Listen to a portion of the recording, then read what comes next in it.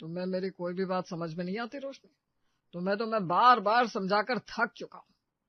ऐसा लगता है किसी जानवर को समझाने की कोशिश कर रहा हूं जो मेरी भाषा ही नहीं समझ पा रहा। बस, अब मैं तुम्हें और नहीं समझा सकता। अरे गंवार पने की भी हद होती है। जैसी जाहिल औरत मैंने कभी नहीं देखी।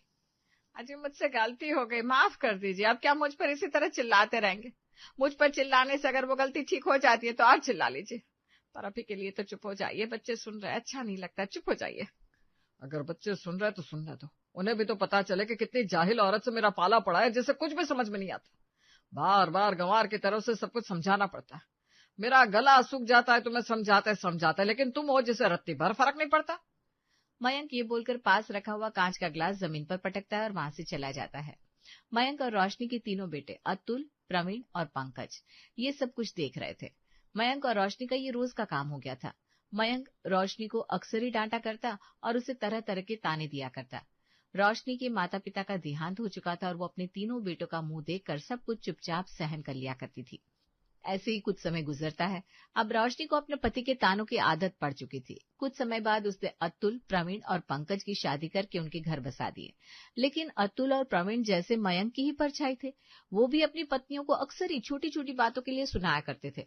ऐसे ही जब सारे लोग साथ में बैठकर खाना खा रहे थे तो अतुल की पत्नी दिशा सिर पर पल्ला रखकर सबको खाना परोस रही होती है।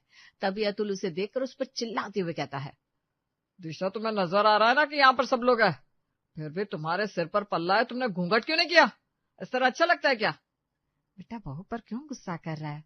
उससे सिर पर पल्ला रखा तो है। अगर घूंघट करके सब लोगों को खाना परोसेगी तो वो गिर जाएगी। माँ, आप पति पत्नी के बीच में बोलने की कोशिश मत करो। एक पत्नी को सारे काम के साथ अपना घूंघट संभालना भी आना चाहिए। पता है ना इस घर के नियम क्या है? आप बिल्कुल ठीक कह रहे हो भैया। अगर दिशा भाभी घूंघट नहीं रखेंगी तो मेरी पत्नी रेखा उनसे क्या सीखेगी। और भाभी आज तो आपको छोड़ दिया, पर आगे से ऐसी गलती नहीं होनी चाहिए। घूंघट कर लो, दोबारा आपको टोकना न पड़े इस चीज के लिए। रेखा भी अब ये बात सुनकर घबरा जाती है। दरअसल प्रवीण और अतुल की आदत थी। वो भी अपने पिता मयंक की तरह अपनी दोनों पत्नियों को छोटी छोटी बातों के लिए लड़ा करते थे। लेकिन पंकज ऐसा बिल्कुल भी नहीं था। थोड़ी देर में पंकज ऑफिस के लिए तैयार होने अपने कमरे में जाता है। वहां उसकी पत्नी प्राची कहती है, पंकज जी आप कितने अलग हैं।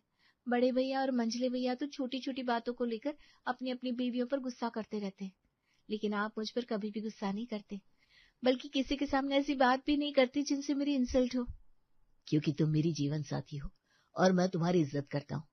तुम अपना पूरा परिवार छोड़कर मेरे लिए ही तो इस घर में आई हो। अगर मैं ही तुम्हारी इज्जत नहीं करूंगा तो कैसे चलेगा।